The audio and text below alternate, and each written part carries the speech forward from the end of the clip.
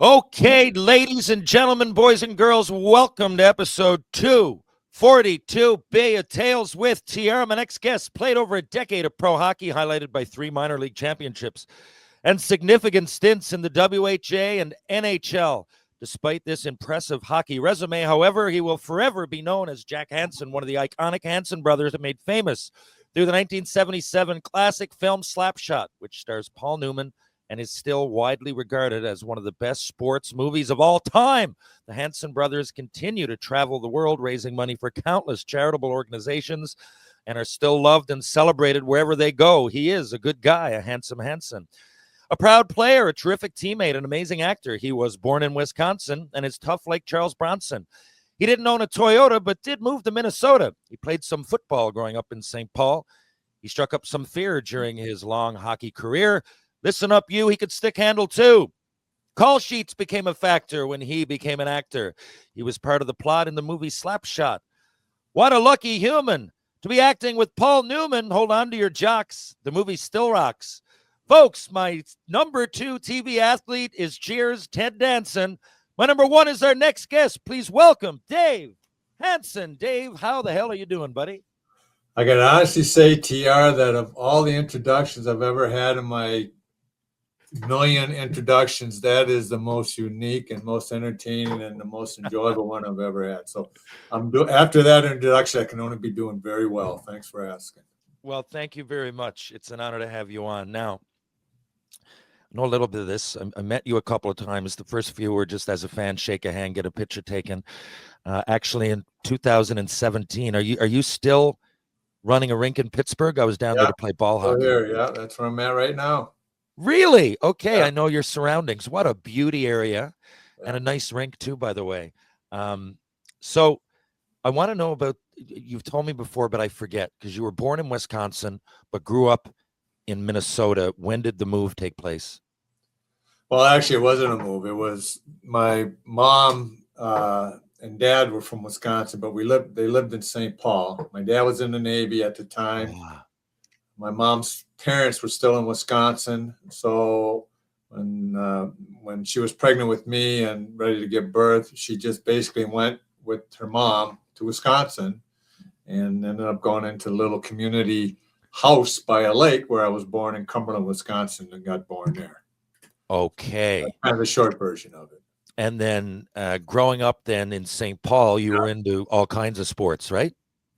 Yeah, I was a multi-sport athlete there. It was, it was unlike nowadays. It was all seasonal sports that you played, growing up. And then like in Newfoundland, our winters were long. So a lot of it was hockey, but we had our spring baseball and our fall softball or fall football and winter hockey. And that was kind of, what I fell into. So the North American Hockey League then, in the early 70s, you end up in Johnstown. Now, I think I have a grasp on North American hockey, but how did you get there? Did you play junior in Minnesota and then get scouted? Yeah, well, Minnesota is high school hockey. That it was big back then. It's huge now. They have the annual Minnesota State High School playoffs. They're all televised, sold out. Back then it was the Met Center where the North Stars played. They played there. It was sold out. Now it's the Excel Center in St. Paul. So it was high school hockey. And then right out of high school hockey, actually Herbie Brooks, my plan was to go play football. I mean, I was going to go play. I had a couple offers, a couple D1 schools, but Herbie Brooks came knocking on my door. He was his first year coach at the University of Minnesota. St. Paul boy himself. Grew up playing high school hockey there, and then had a career at the amateur level. But he came knocking on my door, and of course, the dream above all dreams is to play for the Gophers for any Minnesota kid. Yeah. And when Herbie comes knocking, so I went to University of Minnesota right out of high school. I was a true freshman, 18 years old. Spent basically a year or so there.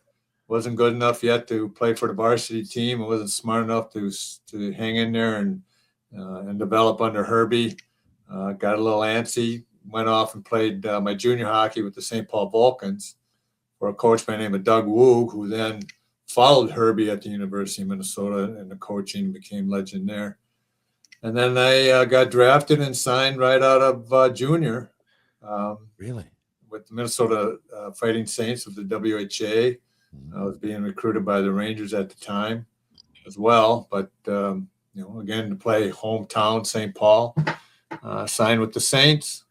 Their farm team was in Johnstown, Pennsylvania. And that's where I started my pro career. Okay. So there's a lot to unpack. Okay. Now, 74, 75, Johnstown, you guys win. You win the championship. I'm led to believe Nancy Dowd, who didn't she write the screenplay for Slapshot? Her brother was either on your team or in your league. And at this time, is the movie loosely based on the 74, 75 Johnstown team? Oh, I wouldn't even use the term loosely because there's so many parallels to that team from start to finish, ownership, coaching, the HANSON brothers, who, i.e., in real life, were the Carlson brothers. Two of the Carlson brothers played the Hanson brothers in the movie. I played the third Carlson brother that I couldn't film. He was in Edmonton playing at the time. So, that league, the parallels, the coincidence, the characters, everything, almost everything down to not having a strip tease that I'm aware of, pretty well encapsulates what went on in that league at that time, and of course even before that. And that North American League, I know you mentioned about you don't know exactly maybe where it came from, how it came, but really it was just a renaming of the old Eastern Hockey League. Okay. So the Eastern Hockey League prior, leading up to, I think that year they just kind of did a little bit of realignment and put a new, put some lipstick on the pig to kind of make it a little better. Because then they started, WHA teams started dumping their players into that league and having them as their primary farm club.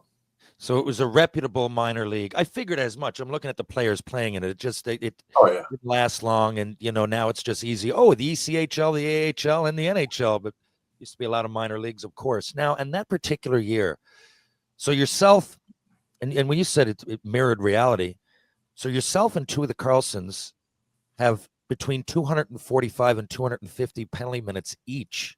So, and now I hear that at first you were cast as Dave Killer Carlson. Am I right there?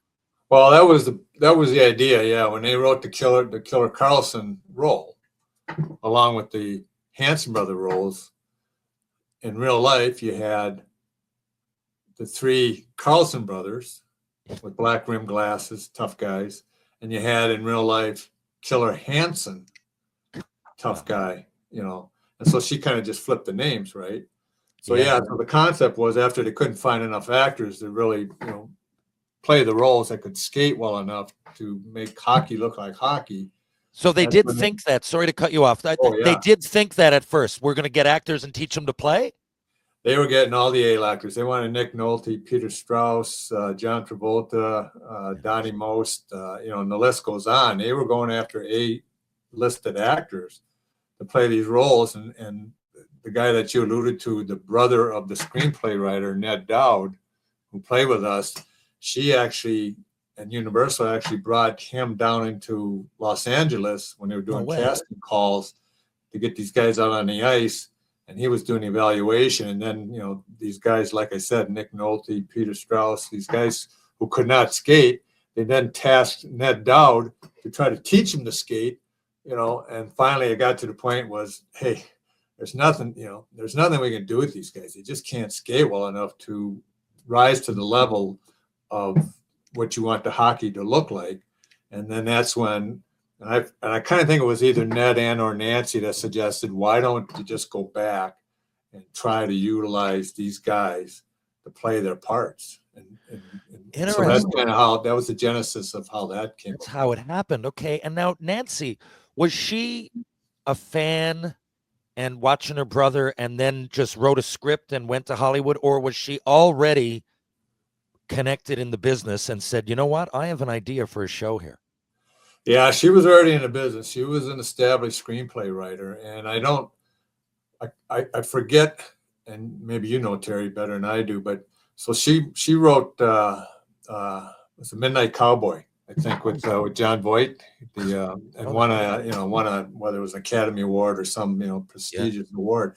So I think that might have happened either before or shortly after Slapshot. But anyhow, she was established, and so the quick story behind that is, that first season when Ned's playing with us and we're all, I'm rookie, we're rookies, the HANSON, the Carlsons are rookies, and Ned's there. He's under contract with St. Louis, and as the story has blossomed, is that one night in a bit of a drunken stupor, Ned's calling Nancy down in LA. Of course, we're 3 hours ahead of her, and he's telling her how he's stuck in this, in this steel town, the mill's closing.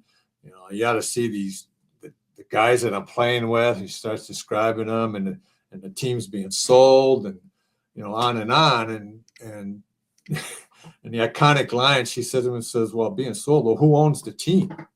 Denny Lemieux, right? Who owns the Chiefs? And he says, "Well, I don't know who owns the team." So anyhow, I guess the light bulb goes off in her head. She shows up and spends a couple of weeks in Johnstown, kind of being a fly on the wall, observing and so forth and so on. So she heads back to LA, and the rest of the season, Ned's doing these little hidden recordings he's sending off to her of the day's antics, the night's antics, this and that. And she writes a screenplay and pitches it and sells it to Universal Studios. Now, this is all extremely interesting. Now we have a huge nugget here. Now, I'm a huge Paul Newman fan. He was just coming, I'm in the 70s. He was coming off Butch Cassidy and the Sundance Kid, Cool Hand Luke, The Sting, one of my favorites. I have a buddy out there that refuses to watch anything pre-Slapshot 77. Check out The Sting. It's still great. He's coming off these. He's an icon. This guy is as big an actor as you could possibly get. How did she get Paul Newman, A? B, what kind of a guy was he to be around? Was he uppity, or did he really dig the hockey vibe? Well, first off, he would have been 100 years old this month. Wow. Okay. January 27th. And how do I know that? Him and my daughter's birthday are the same. So it's kind of like, 100 years old. Actually 100 years old. So to answer your question, TR, is that George Roy Hill, who had worked with Newman. Yeah. Maybe Sundance Kid. I don't know. One of those. Yeah, for sure. If not two of them. Sure, but George Roy Hill got chosen as the director for Slapshot. And Al Pacino was originally casted as Reggie Dunlop, the coach. Oh, I didn't know that. And when George found out that Pacino, who wanted to try to tweak the script and this and that, but found out he couldn't skate, pretty well ixnay Pacino, and went right to Newman, who he knew could skate. And how did he skate? Huh?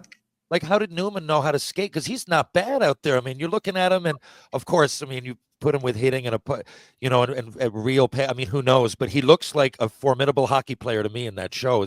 Where did he learn to skate?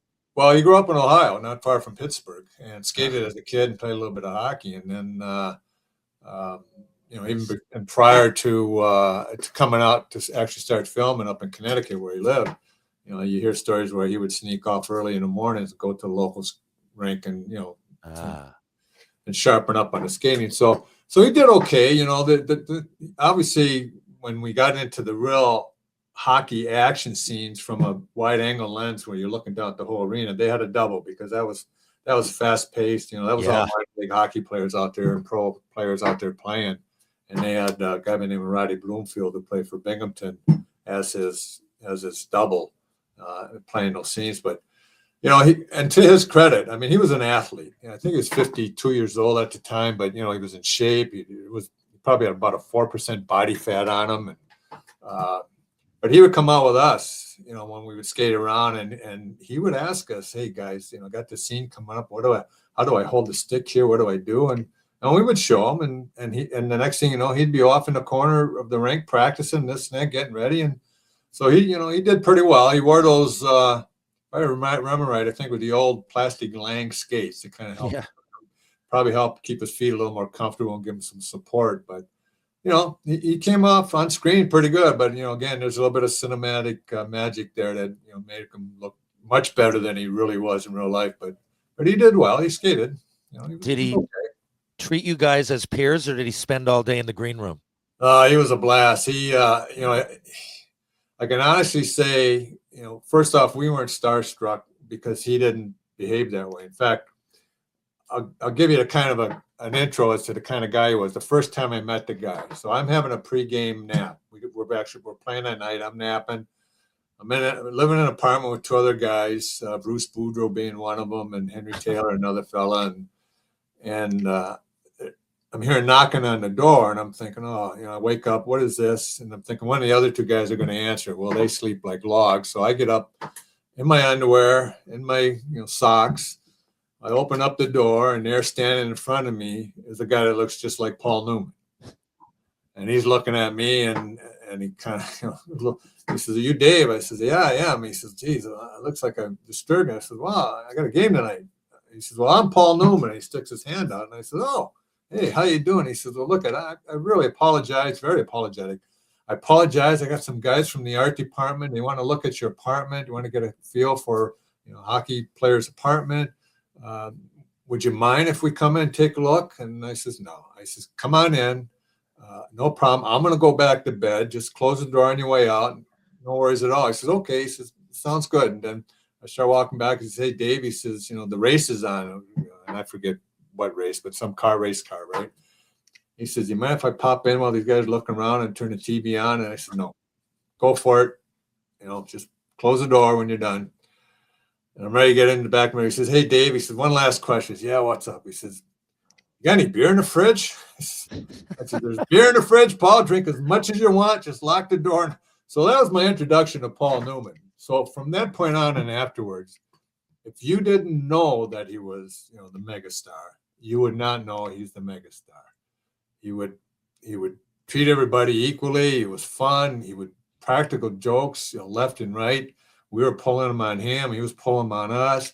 We'd get done shooting. He'd get to the bars with us, and Oh yeah, stay there until it got a little uncomfortable for him. And so he was one of the finest, honestly, Terry, one of the finest people ever, because we maintained a relationship and a friendship afterwards, and there's other things that went on after the movie that him and I hooked up together on. But just a wonderful, wonderful man. Gives me so much pleasure to hear that, because you're often your heroes, or I guess that might be a strong word, but I really look up to the guy, and he always was one of, if not my favorite actors. And it's a bit of a letdown to hear someone's a dick, but that's a great story. He's one of us.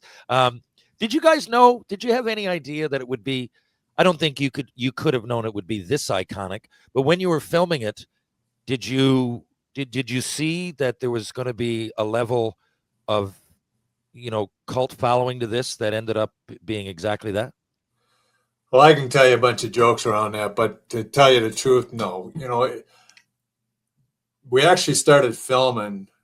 It was our second season there after we won the championship. The first season was our second season. We actually started filming some stuff while we were playing in the playoffs. And to this day, there's people saying, and I kind of have to agree with it, I think we could have won the second season playoffs as well.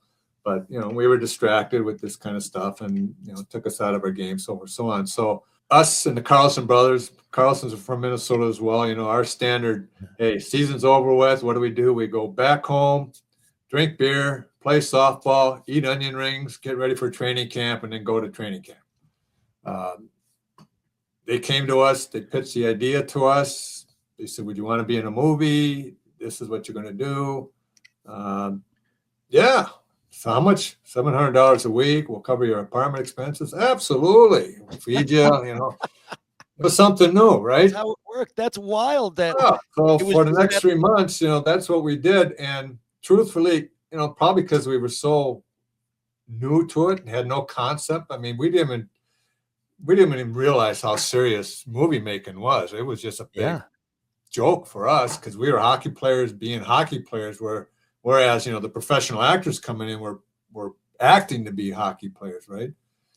And no, we had no idea. And even before the movie was over with, Universal must have had a pretty good idea, because they came to us and said, "Hey guys, we'd like to sign you to a 7-year movie deal. Okay. Movies for the next 7 years." And we go, oh, really? I said, yeah, we think we got something here. We even got a concept for the next movie, which we're going to put you guys in roller skates and, we'll do a little roller derby and stuff. And we said, well, our goal is to be hockey players. We're trying to get to the National Hockey League or to the World Hockey Association.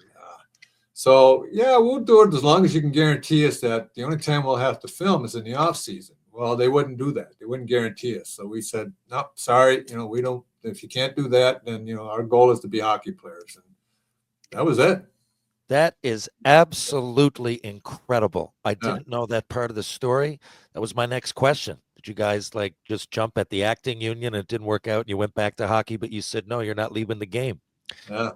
No, we were hockey players. We wanted to play hockey. This movie thing was just, just a fun thing to do for a summer. So when you guys were off, so say 74, 75, when you were all playing, and I mean, it went from there. That was your first year pro. First year pro. Yeah. So was there a friendly competition for penalty minutes? I just find it funny that you all finished within 5 minutes of each other. I mean, and I don't want that to sound like a crazy question or barbaric thing. Back then, it would have been kind of acceptable. I bet you there were probably even bonuses for that sort of thing. Well, you're pretty smart. So in a sense, there was a competition, at least for me, because in my contract with the Saints, if I led the team in penalty minutes, I got $1,000 bonus. Unbelievable. Yeah. So the funny part of that story is that Jack, who was tough as hell, went on and had a great WHA and NHL career as a tough guy and a hockey player. His brother Jeff, they were both 6'3", 215 pounds. Jeff, another big, bruising, tough guy. Yeah. And then there was me, 6'1", probably 200 pounds at the time. So, at that league, if you didn't fight or at least stand up for yourself, you were not going to survive. It was a tough, just like the movie. I mean, that's the way it was.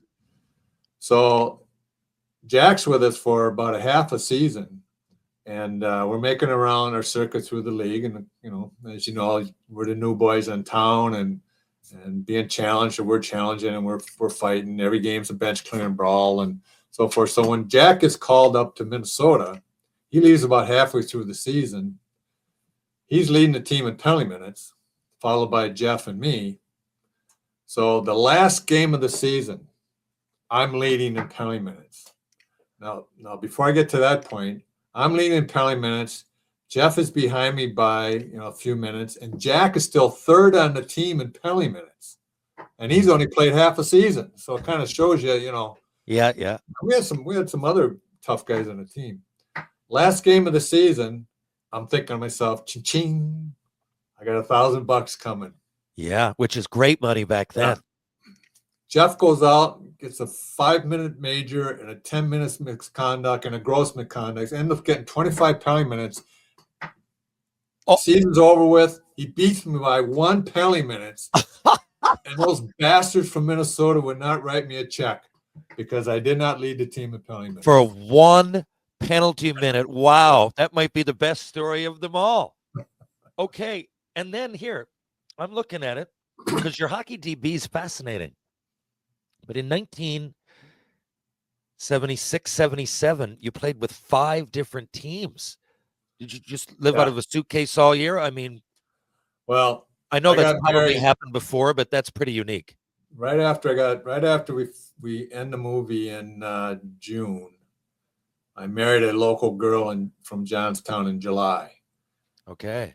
So the following season, to your point, 5 teams in the season. She got through the 3rd team with me. She says, that's it. I'm going back to Johnstown to live with mom and dad until your season's over with, and you can go wherever the hell you want to go. So yeah, so as it worked out, and there's a series of stories with the Saints folded again. So I went back to the minor league. They folded. I got picked up by I don't know. I went back. I might have went back to Johnstown again just for a few more games until I got picked up by Hartford Whalers. Yeah, they sent me to Providence. Went to Providence, and then got called back up to Hartford. So yeah, that was so. So yeah, I bought a van that year and a trailer because as as a goal, and I probably dumped the fish tank at least 4 times before I wised up and said no more fish until the season's over with. So. Now, yeah, I know you guys. You would be fishing for walleye out in. Yeah. Yeah, I figured. I spent 3 summers in Brainerd, Minnesota. There's a hockey camp there, like a pro camp. I think San Jose used to run it, but it was nice for us to go to and monitor ourselves. Like you said, friendly competition. There you go. But I remember fishing for walleye all the time.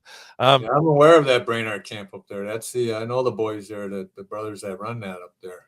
Yeah, it was Ron and at the time it was Grillo. I don't Grillo. know now. Yeah, the Grillo. Maybe Chuck Grillo.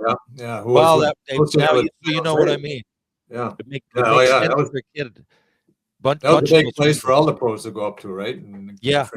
Yeah. It was just perfect, actually. We stayed in the little cabins, spent 2 months of the summer there, and we all trained hard.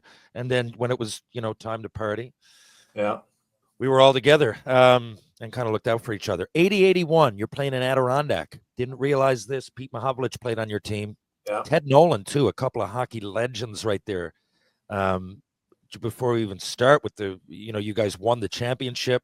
You're getting now, you're 7 or 8 years into your career. You're still going. Tell us a little bit about that team in Adirondack.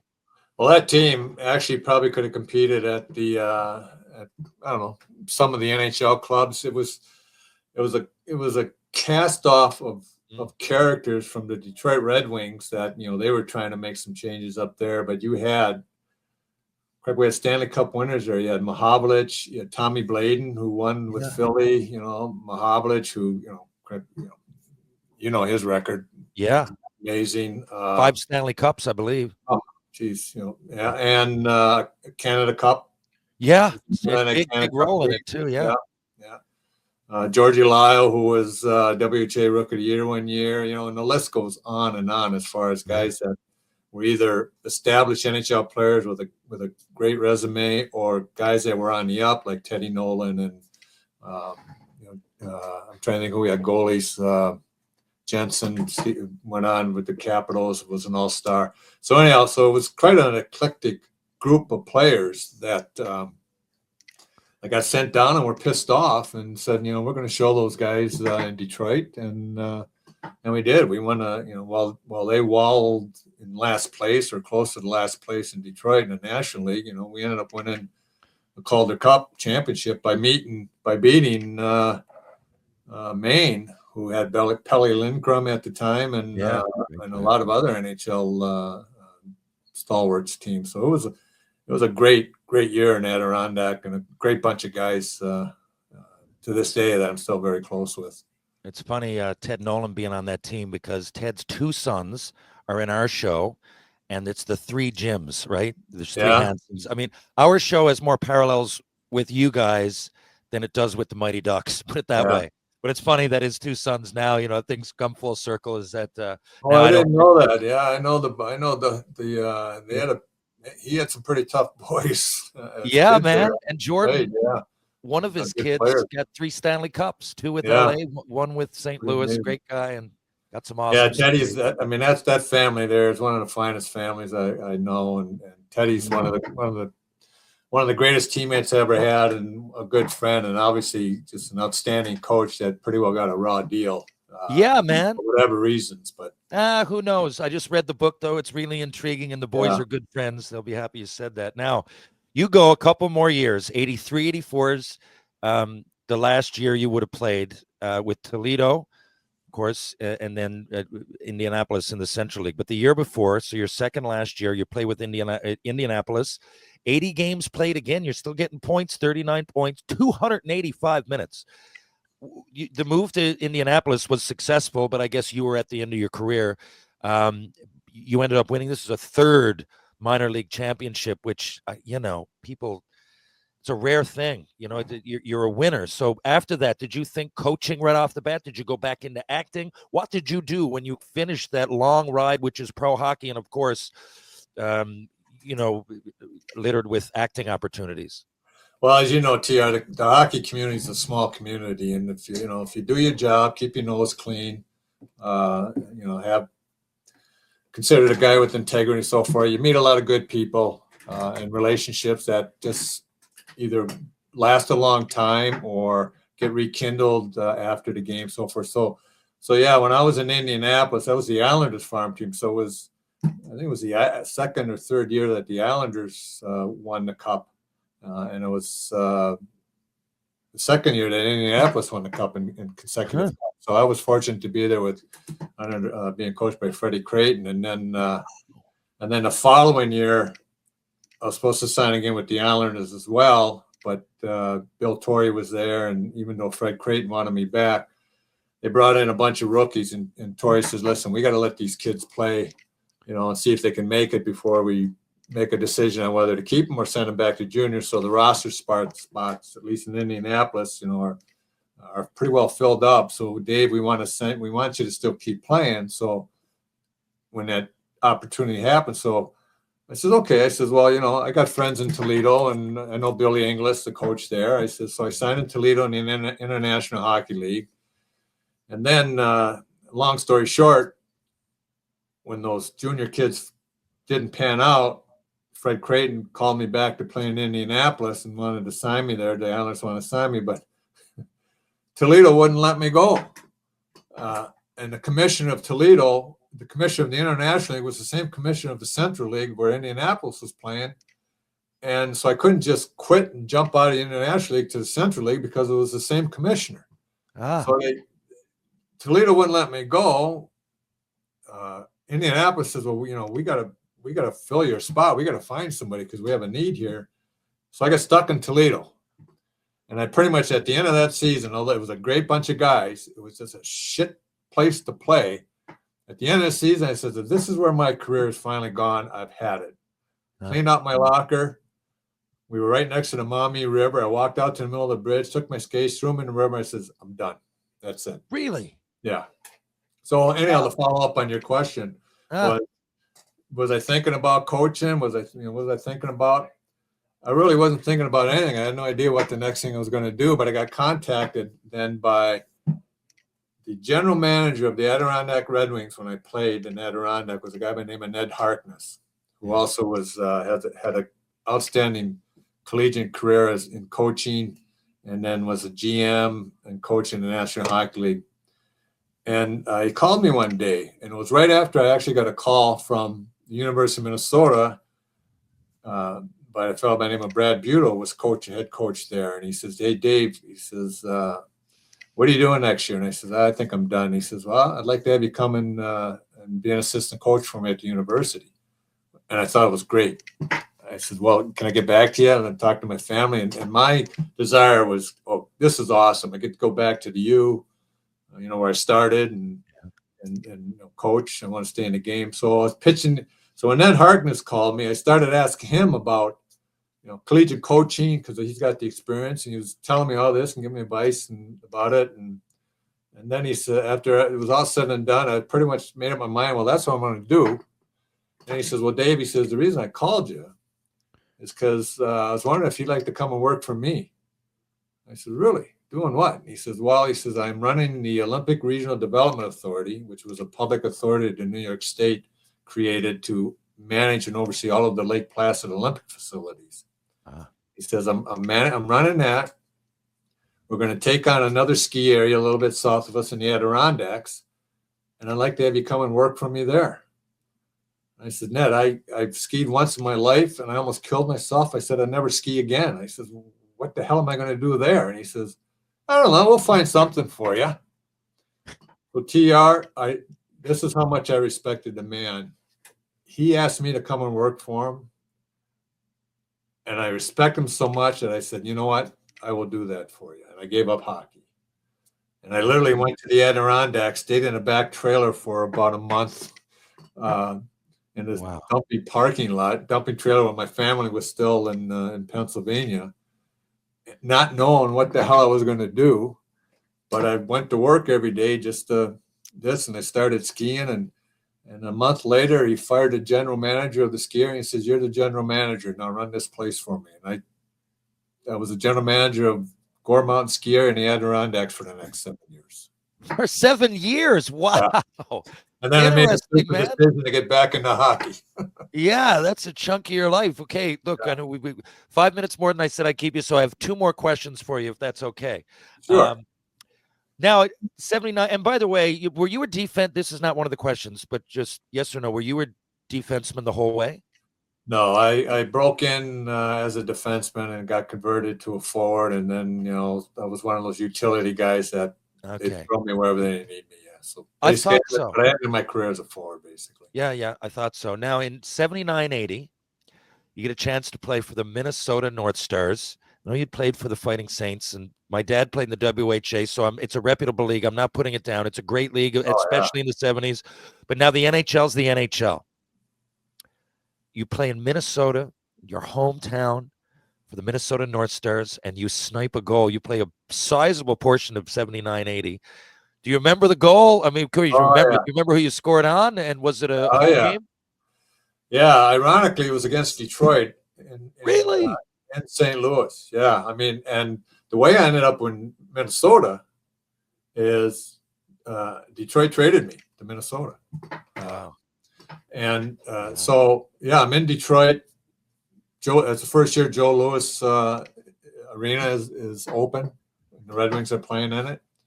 I'm on the ice. Rogie Vachon's in goal. Oh, yeah, Rogie. Yeah.